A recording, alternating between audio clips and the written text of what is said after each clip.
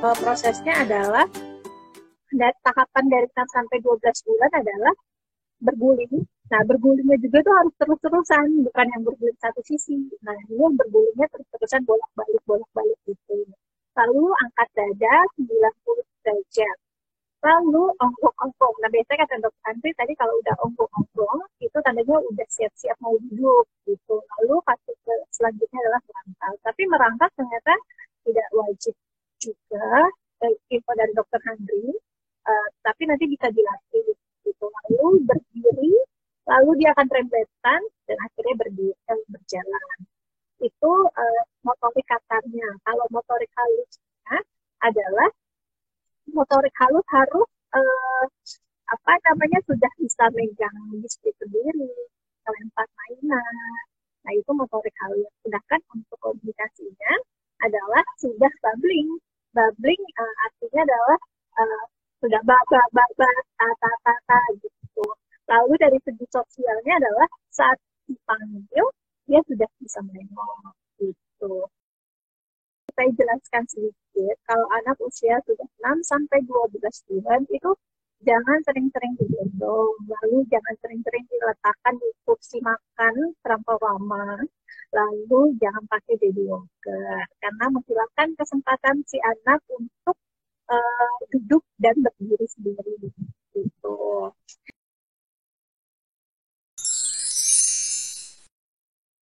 Jadi ada beberapa red flag yang harus diwaspadai gitu ya. Jadi kalau umur 6 sampai 12 bulan itu tanda-tanda red flags yang harus kita waspadai adalah satu, kalau dia belum bisa meraih benda yang terjangkau oleh tangannya dia ya.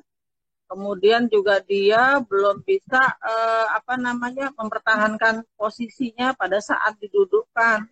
Terutama pada usia 12 bulan tuh kalau didudukin masih jatuh-jatuh ya.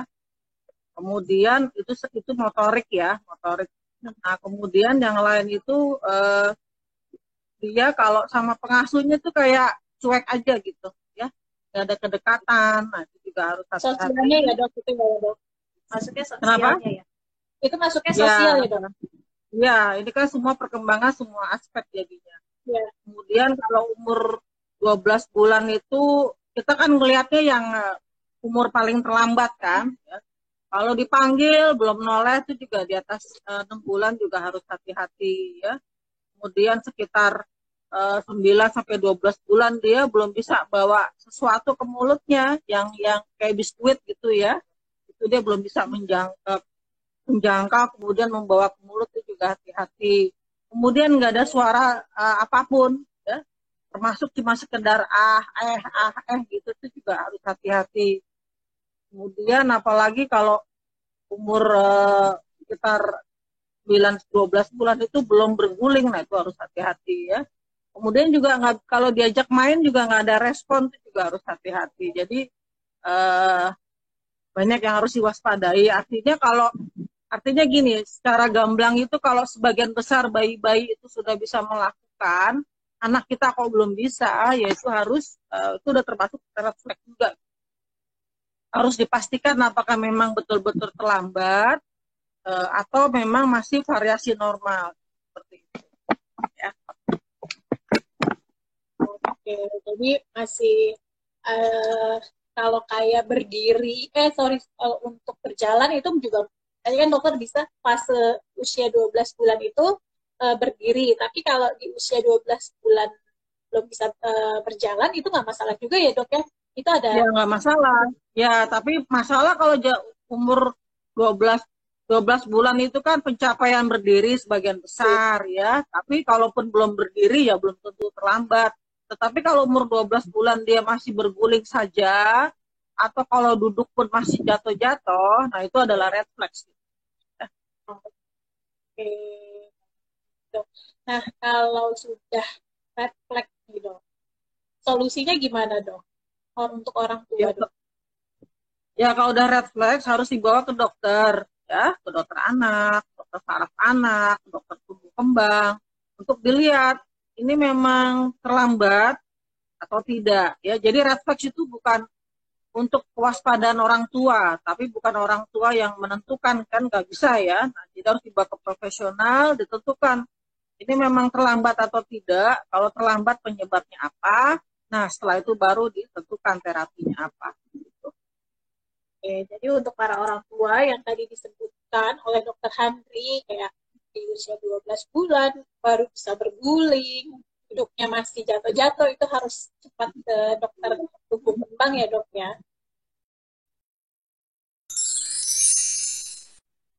Ya, duduk posisi W harus diperbaiki ya, karena kalau enggak dia akan mengalami kesulitan pada saat belajar berdiri. Tuh, ya. Jadi kan kalau kita posisi dari duduk mau berdiri, yang paling mudah adalah kita duduk dengan posisi kaki lurus ya, atau bersila. Tapi kalau W ke belakang itu akan sulit ya. Nah, biasanya itu harus diperbaiki karena kalau enggak nanti berdirinya telat, jalannya juga telat. Ya, umur berapapun anak itu kalau diajak interaksi harus sudah ada kontak mata ya. Nah, lamanya tentu tergantung dari usia. Nah, satu harus dicek penglihatannya bagus atau tidak ya. Kedua, dilihat lagi apakah ada suara-suara lain yang mendistraksi fokus anak ya. Karena sering juga anak yang terlalu dini dipaparkan pada screen time kayak TV atau YouTube atau iPad dan sebagainya, ketika dipanggil atau diajak kontak mata menjadi sulit. Biasakan ketika kita mengajak anak bicara, tatap matanya dan wajah kita juga sejajar dengan wajahnya, gitu, sehingga dia juga mudah melihat ekspresi wajah kita. Jadi seperti itu. Dok, anak saya usia 9 bulan. Kronologi 7 bulan koreksi, belum bisa duduk mandiri, selalu dicoba stimulasi malah anaknya maunya belajar jalan daripada duduk. Apakah berpengaruh terhadap tumbangnya? Bagaimana cara stimulasi anak yang sesuai dengan usianya? Terima kasih dok. Ya, ini kan kita berarti kita pakai usia koreksi ya, 7 bulan. Usia 7 bulan itu belum duduk mandiri memang. Tetapi kalau kita dudukkan, dia sudah bisa menahan badannya dengan menopangkan tangan ke depan, ya. Nah, hati-hati kalau dia diajak duduk tapi maunya berdiri, hati-hati loh, itu juga termasuk red flag yang harus dipastikan ini tungkai bawahnya normal atau tidak. Karena pada anak-anak yang tungkai bawahnya itu kaku, itu ketika kita dudukkan dia malah maunya berdiri, ya. Jadi itu harus diwaspadai. Kedua juga pakai baby walker atau tidak ya. Anak yang pakai baby walker itu maka dia tidak akan suka dalam posisi duduk, maunya berdiri karena posisi baby walker kan dia selalu dalam keadaan berdiri ya. Jadi seperti itu ya. Cara stimulasinya ya. Cara stimulasinya sering ditaruh ya, biarkan dia berguling-guling, kemudian latih dia untuk mengangkat dada ya. Kemudian juga nanti dia akan melakukan gerakan angkat-angkat pantat, gonggong-gonggong, baru dia duduk seperti itu ya. Tapi kalau memang selalu begitu didudukin maunya berdiri, harus diperiksa itu ya, dipastikan ada yang tidak normal atau tidak. Ya, 9 bulan sih walaupun belum ada gigi bukan masalah sebetulnya ya, karena yang kita latih adalah gerakan mengunyah ya. Nah, tapi tentunya dia belum dikasih tekstur yang seperti bubur nasi, seperti kita makan bubur ayam ya. Tetapi tekstur itu tetap harus dikasarin ya, karena dia harus mulai belajar mengunyah. Nah, tentunya kalau untuk daging harus masih di blender ya, masih dicincang halus karena dia belum punya gigi. Tapi tetap harus mulai dengan tekstur kasar. Berikan sedikit-sedikit dulu sehingga dia bisa menerima, mengunyah, terus menelan. Jangan langsung diberikan banyak dan harus sabar. Ya. Dan juga jangan dikasih air begitu disuapin, kasih sendok air, jangan seperti itu karena dia harus berlatih makan padat dengan tekstur yang lebih kasar. Ya harus sabar ibu, coba lagi gitu. Tapi jumlahnya sedikit-sedikit dulu di tiap sendoknya itu loh. Jangan langsung banyak, dia bingung nanti. Dok, saya mau nanya nih dok, dari pertanyaan ini ya dok, kenapa saat dikasih tekstur apa namanya kasar, otomatis anak itu pengen muntah? Itu tandanya apa ya dok? Ya, Kalau Bu, dia habis kan belum terbiasa aja, dia masih bingung. Ini mesti diapain nih makanan kayak gini gitu. Makanya berikan dia sedikit-sedikit dulu kalau naik tekstur. Uh, jangan langsung banyak seperti kalau kita makanan lumat yang misalnya bubur susu seperti itu, ya. Dia akan bingung, biarkan dia belajar dulu gitu. Sedikit-sedikit gitu. Ya. Sabar, jadi ternyata sabar. muntah itu karena dia bingung ya dok, ini makanan mau Ya, mau diapain, mau ditelan, dia belum terbiasa menelan dalam jumlah banyak dengan tekstur kasar, jadi harus perlahan. Dok, anak saya 2 bulan di rumah sakit, apakah harus mengejar keterlambatan dalam stimulasinya? Karena pernah sharing juga sama mama-mama yang usia koreksinya 3 bulan sudah harus bisa angkat kepala dengan cara stimulasi tummy time. Bagaimana dengan anak yang di rumah sakit 2 bulan, apakah harus mengejar? Mungkin ini kondisinya kalau di grup itu dok, kita ajarin untuk anak sering-sering KMC ataupun tummy time. Nah, sedangkan anaknya beliau ini 2 bulan nih di rumah sakit gitu. Nah, apakah setelah pulang di rumah sakit harus dikejar nih stimulasinya? Iya, ya tentu kalau masih di rumah sakit tentu lihat kondisi anaknya ya. Makanya kalau sudah stabil, kita harus sering datang, harus sering KMC ya di dekat anaknya. Karena dengan begitu pun juga sudah sangat membantu dia ya. Dan kemudian juga banyak rumah sakit sekarang juga sudah menciptakan suasana yang hospital friendly ya. Jadi ada dipasangin musik, diberikan waktu lebih banyak dengan ibunya. Nah, nanti begitu dia sampai di rumah ya harus kita kejar ya. Tapi prinsipnya kalau pada saat perawatan atau pada saat lahir nggak ada kejadian apapun yang mengganggu jaringan otaknya, itu akan terkejar aja kok ya. Apalagi motorik itu akan terkejar dengan cepat ya, dengan stimulasi yang baik.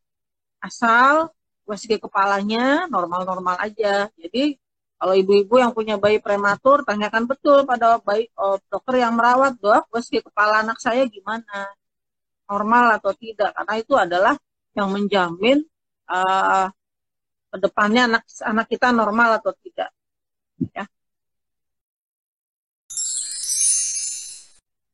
Ya, ROP juga ada grade-nya ya. Nah, tentu ini dokter mata yang lebih tahu ya.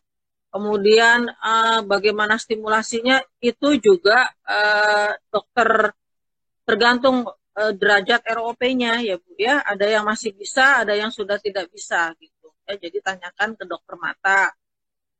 Tentu gangguan penglihatan akan mengganggu perkembangannya ya, terutama pada saat dia mulai duduk, berdiri dan berjalan. Kalau sekedar berguling, kurap itu angkat kepala itu otomatis aja ya, dia tidak terlalu memerlukan indera penglihatan. Tetapi begitu dia harus duduk, merangkak dan sebagainya itu sangat memerlukan. Ya, jadi tanyakan ke dokter mata. Dok, apakah aplikasi Primaku sudah ideal untuk acuan pemantauan tumbuh kembang anak? Ya udah, bisa dipakai ya, cuma kalau untuk bayi prematur itu pakai usia koreksi ya, kalau mau memplot ke grafik pertumbuhan yang ada di Primaku, jangan lupa gitu. Ya, bisa banget. Dok, kalau BB anak 1 tahun tidak 3 kali BB lahir, bagaimana ya dok?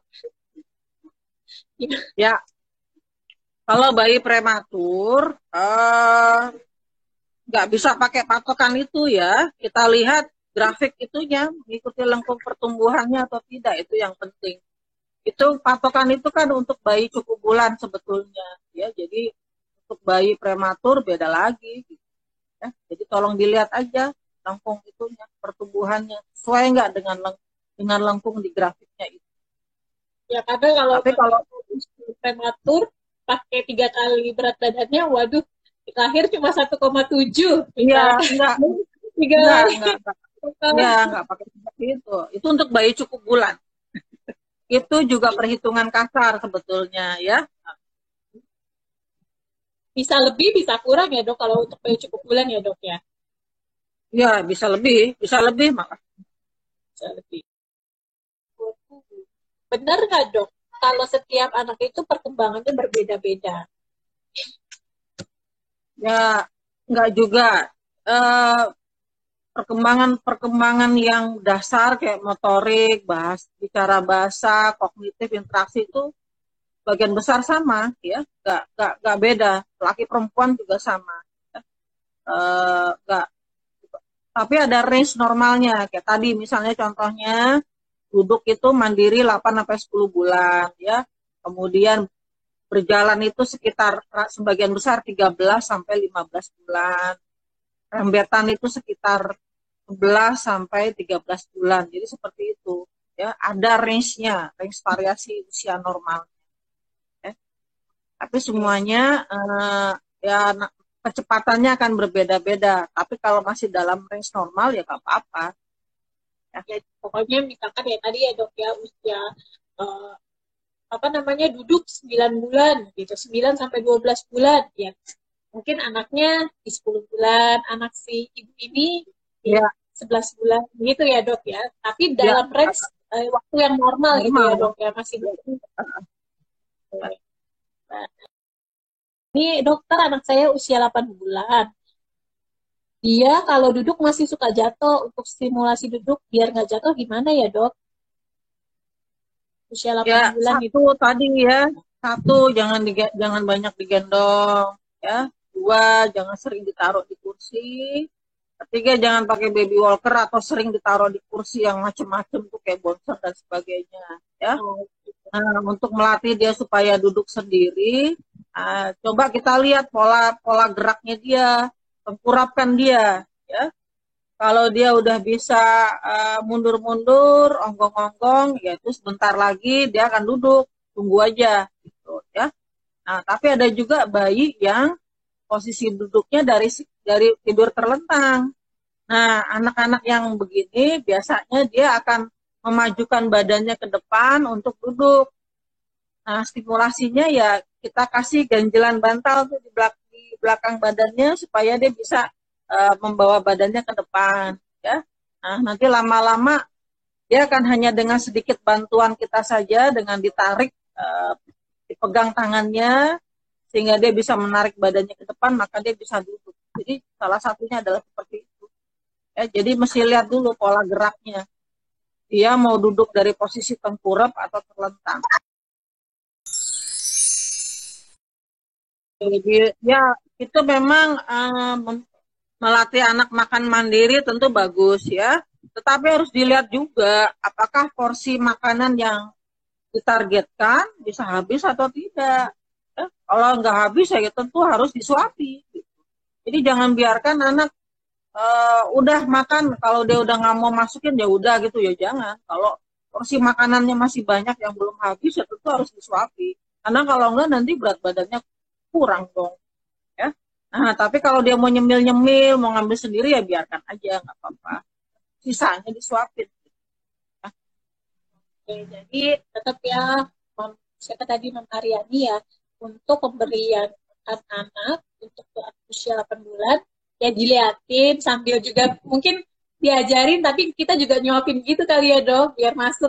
Iya, karena nggak apa iya dia bisa menghabiskan porsi makanan yang kita targetkan. Kan nanti kalau nggak berat badannya jelek. Oke. Dokter, apakah speech delay akibat kurangnya stimulasi? Iya, ini. Oh ya jelas dong, ya sangat. Perkembangan bicara bahasa itu tidak bisa berkembang dengan sendirinya ya, jadi harus distimulasi. Harus. Harus distimulasi ya terus-terusan ya dok. Karena anak saya jujur sih dok, kalau anak saya sendiri juga speech delay. Tapi kalau dari saya mungkin karena screen time dok. Gitu. Kalau dari saya, jadi anak saya speech delay di saat usia 2 tahun 4 bulan baru dia bisa mengeluarkan kata. Itu saya telat sekali gitu.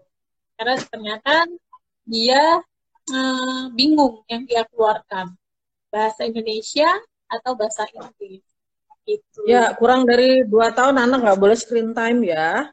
Ya Ya. pun, kalaupun terpaksa 18 bulan sampai 24 bulan itu hanya boleh 1 jam, itu pun harus didampingi ya. Nanti Nah, 2 sampai 5 tahun pun juga boleh screen time, tapi harus didampingi. Jangan biarkan anak nonton sendiri, karena dia nggak tahu apa yang dia tonton itu ya. Kita yang menerangkan apa yang dia tonton ya. jadi untuk parents nih yang anaknya speech delay, saya sarankan untuk mengurangi nonton nih. Ini karena walaupun berat sekali ya untuk mengurangi frekuensi anak nonton ini daripada akhirnya kita harus terapi itu malah memakan waktu lagi nih. Gitu. Ya, pada prinsipnya kalau anak sudah jalan itu, biarkan dia berjalan dengan bertelanjang kaki ya, di berbagai macam permukaan, mau di lantai rumah, kemudian di tanah, rumput, pasir ya, supaya saraf-saraf sensorisnya itu terbiasa terpapar dengan berbagai macam permukaan. Kalau kita tidak biasakan, maka ketika dia harus berjalan di atas permukaan yang dia tidak kenal, maka dia akan berjinjit gitu, ya. Jadi itu benar, boleh harus malah ya. Jadi penting banget ya dok sebenarnya menyekar itu ya dok ya. Ya, itu satu. Kedua juga membentuk supaya kekuatan kakinya juga makin kuat. Ketiga juga membantu membentuk lengkungan telapak kaki. Nah, itu yang penting. Dok, seberapa penting suplemen untuk pertumbuhan dan perkembangan anak? Nah, ini banyak banget nih, banyak banget pertanyaan di grup saya juga, dok. Usia 1 tahun tuh penting nggak sih, dok, suplemen, dok, untuk perkembangan anak? Karena kan ada juga yang dikasih sama DSA-nya tuh minyak ikan ya, dok, ya. Gitu, minyak ikan, DHA, gitu. Itu seberapa penting ya, dok, ya? Perkembangan. Ya, sebetulnya gini ya, kalau kita sudah ngasih makan anak itu dengan cara yang benar ya, jadi dalam satu hidangan itu ada sumber karbohidrat, ada sumber protein, baik protein hewan maupun protein nabati, ada sayur, ada sayur, ada dikasih buah juga setiap hari, itu sebetulnya udah cukup ya dalam porsi yang sesuai untuk anaknya ya. Tahu cukupnya atau tidak ya berat badannya bagus tentunya ya. Tetapi yang penting adalah setiap kali makan itu sumber karbohidrat, vitamin, protein, lemak, vitamin dan mineral itu ada komplit ya. Nah, vitamin itu apa namanya? Boleh-boleh aja diberikan, tetapi bukan segalanya gitu maksud saya ya.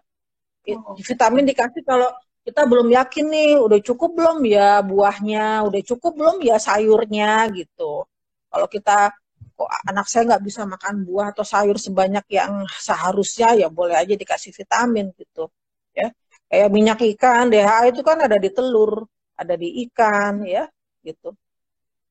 Jadi seperti itu.